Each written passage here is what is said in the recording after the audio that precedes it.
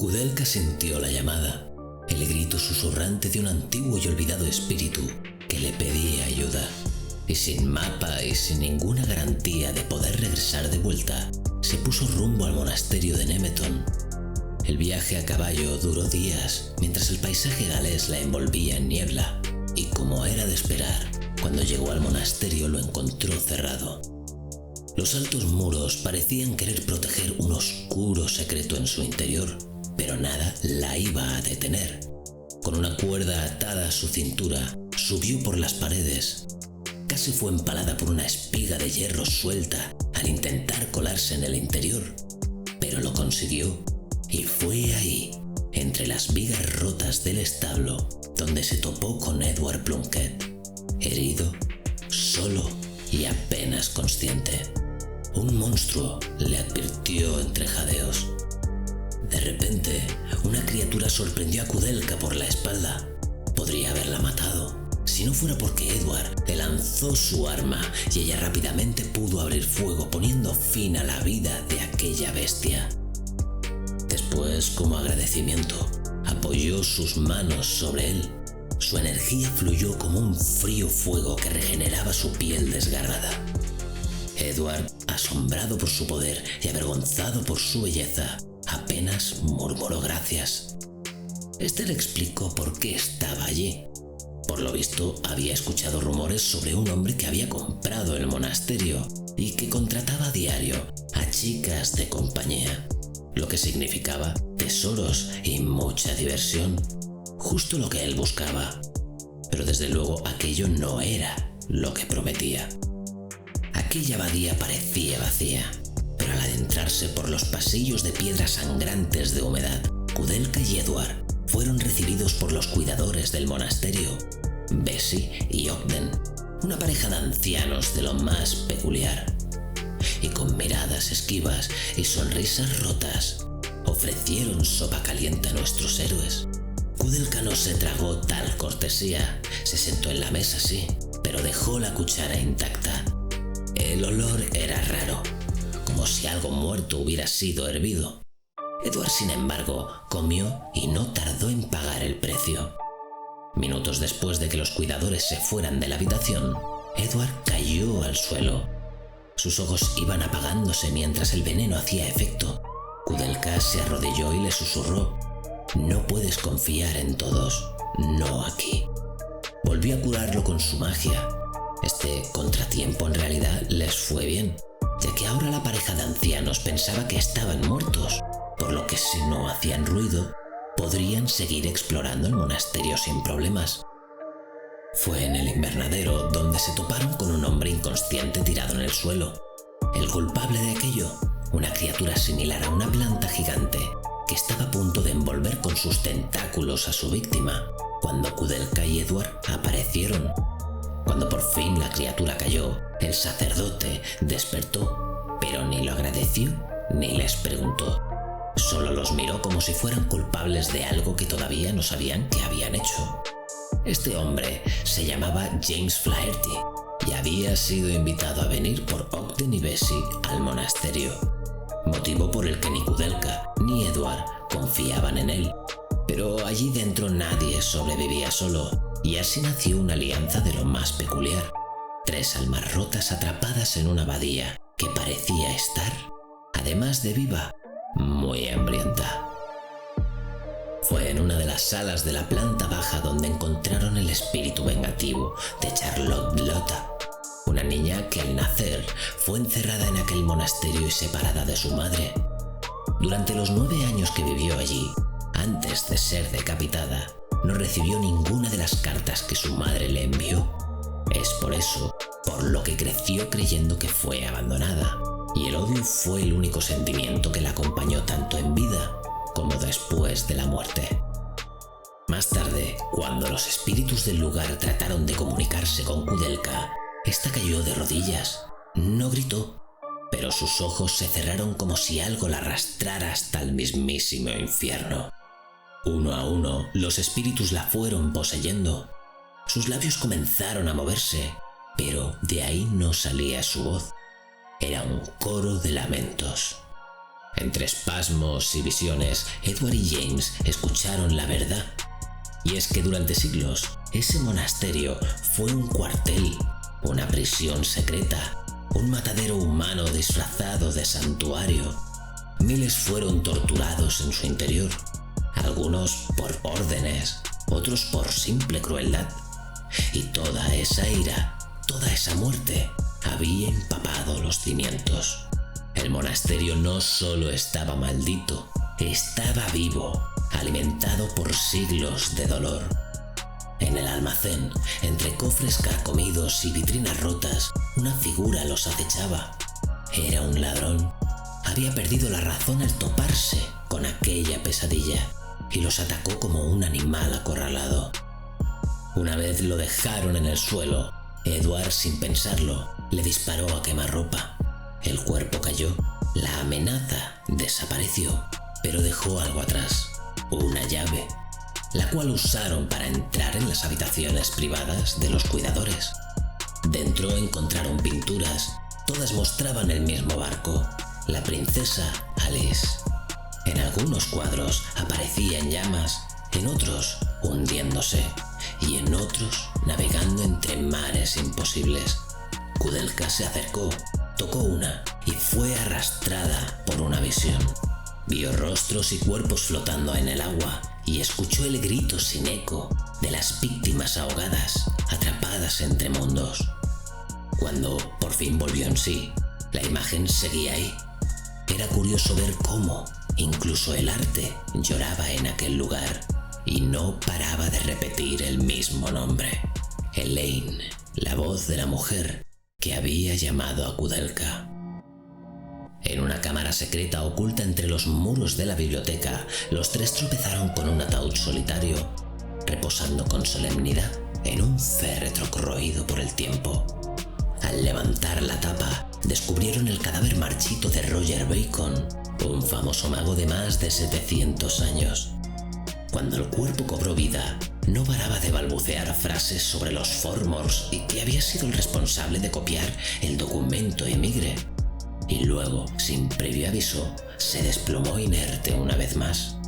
Fue entonces cuando James les reveló a los demás que el documento Emigre era un recopilatorio de textos donde los Formors habían escrito la manera de resucitar a los muertos. Y Patrick, el ahora dueño del monasterio y antiguo compañero de estudios de James, lo tenía en su poder. Retomaron la exploración. El recorrido los llevó hasta la iglesia, donde una enorme y poderosa gárgola, gestada por las almas torturadas del lugar, les atacó. En la confusión de la batalla, se vieron obligados a separarse. Fue entonces cuando Kudelka se encontró sola y, guiada por su intuición de medium, descubrió un pasadizo oculto bajo el patio central.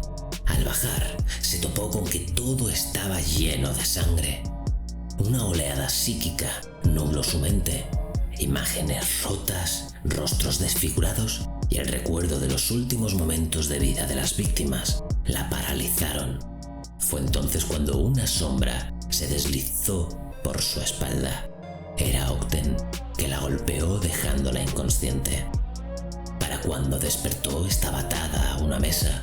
Frente a ella, Ogden afilaba el hacha con movimientos lentos, tatareando entre dientes mientras murmuraba sobre Elaine, su culpa y su pasado como el capitán del Princesa Alice. El filo del hacha se alzó, titubeante bajo la luz temblorosa, pero el golpe nunca llegó. Un disparo quebró el aire y Ogden cayó de rodillas con un sonido sordo. Bessie, temblorosa, bajó la escopeta aún humeante, mientras las lágrimas bajaban por sus mejillas. Con manos temblorosas, Bessie liberó a Kudelka y en voz baja le confesó la verdad. La esposa de Patrick, la bella Elaine, fue asesinada por unos ladrones que entraron en el monasterio cuando su marido y Ogden estaban fuera. Y Patrick, incapaz de asumir la pérdida, se volvió loco y trató de traerla de vuelta, investigando el documento Emigre. Ogden y Bessie le ayudaron, pero estaban al límite. Bessie, de pie junto a la escopeta, parecía repentinamente en paz. «Mi esposo me está esperando». susurró antes de presionar el gatillo. Kudelka escapó horrorizada de aquel sótano y se abrió paso entre las sombras del monasterio hasta hallar refugio en la biblioteca, donde Edward y James le estaban esperando. Al mencionar a Elaine, James bajó la mirada y tras un largo suspiro confesó la verdad. En su juventud había amado profundamente a Elaine, pero provenía de una familia demasiado humilde. Temeroso de condenarla a una vida de carencias, se apartó. Patrick, su amigo, con su riqueza, tomó su lugar y se casó con ella. El recuerdo de Elaine era una herida abierta. Su muerte no solo quebró a Patrick, también destrozó el corazón de James. Dos hombres, unidos por el mismo amor y por la misma pérdida.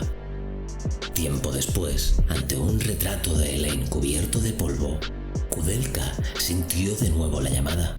Extendió su mano y al tocarlo, el espíritu de la mujer emergió de las sombras y les explicó el asesinato, el delirio de su esposo Patrick y el horror de su falsa resurrección. Su alma, atrapada en la tierra, clamaba ser liberada. Al parecer, Patrick, consumido por la obsesión, adquirió el monasterio de Nemeton tras hallar el documento Emigre. Lo renovó con un fervor demente, sumergiéndose en los oscuros textos. Cada palabra lo empujaba hacia lo oculto. Los sacrificios animales fueron inútiles. El caldero permanecía inerte. Entonces, Patrick, con escalofriante lucidez, comprendió lo necesario: almas humanas. Con Ogden como cómplice, comenzó a secuestrar mujeres en Londres. Cuando las víctimas escasearon, contactó con traficantes y el monasterio se convirtió en una fosa de sufrimiento y muerte. Tras un año de asesinatos y un mar de almas atrapadas, Patrick consiguió que el cadáver de Elaine regresara. Pero aquello era un cascarón, solo carne vacía. Los ojos que se abrieron no eran los suyos. Lo que había traído de vuelta era un ser salvaje y hambriento, una sombra sin alma. Patrick había creado una aberración, un espejo cruel de su propia destrucción. Antes de que el fantasma de Elaine se desvaneciera, le pidió a nuestros héroes que quemaran su cuerpo hasta reducirlo a cenizas. Solo así podría alcanzar la paz. Y con ese propósito, Kudelka y los demás recurrieron nuevamente a Roger, cuya sabiduría bordeaba lo prohibido. Y en voz baja, como si temiera despertar algo enterrado, Roger les reveló una solución un tanto inquietante. Les explicó que el cuerpo de Elaine estaba enlazada con las raíces del árbol de la vida, una entidad mística que la mantenía prisionera entre los dos mundos. Pero para romper aquel vínculo necesitarían el brazo momificado de San Daniel, una reliquia sagrada cargada de poder divino, capaz de fracturar el lazo que la retenía. Solo entonces, cuando el vínculo se deshiciera, podrían purificar su cuerpo. Kudelka y los demás intentaron alcanzar la iglesia, donde el cuerpo de Elaine reposaba prisionero, pero se toparon con una impenetrable y gigantesca puerta que no les dejaba pasar.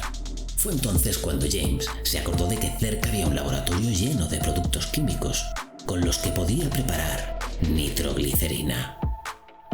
Mientras James trabajaba en ello, Edward y Kudelka, aislados del caos por unas horas, encendieron una fogata y entre tragos de vino y humo compartieron sus historias. Ella habló de su linaje gitano y de su nombre secreto, Slato, negándose entre risas a revelar su significado. Edward, por otro lado, le habló de sus sueños de aventura y confesó sentir un poco de envidia por la aparente libertad de Kudelka. Fue ahí cuando ella, con una rabia contenida durante años, estalló. Él no sabía la miseria que había tenido que enfrentar sola.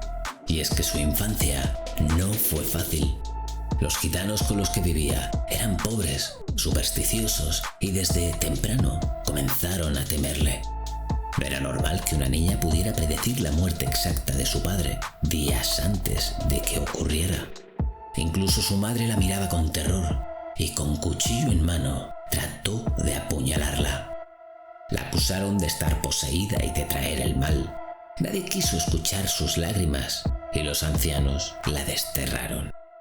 Fue en Londres con apenas 9 años que la encontró Madame Blavatsky, quien la tomó bajo su cuidado, viendo en ella un fuego que debía ser controlado. Durante 3 años, Kudelka aprendió a vivir entre lo invisible.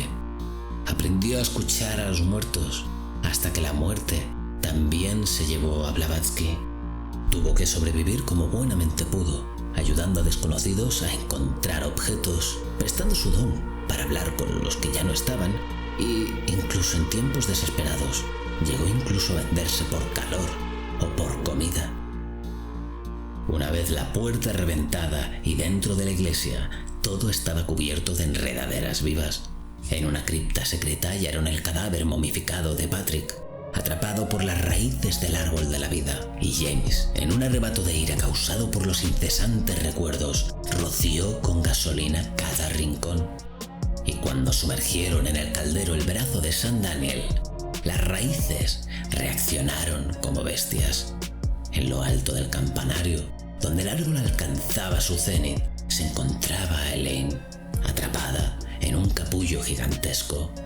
Su cuerpo resucitado emergió atacando con una violencia animal.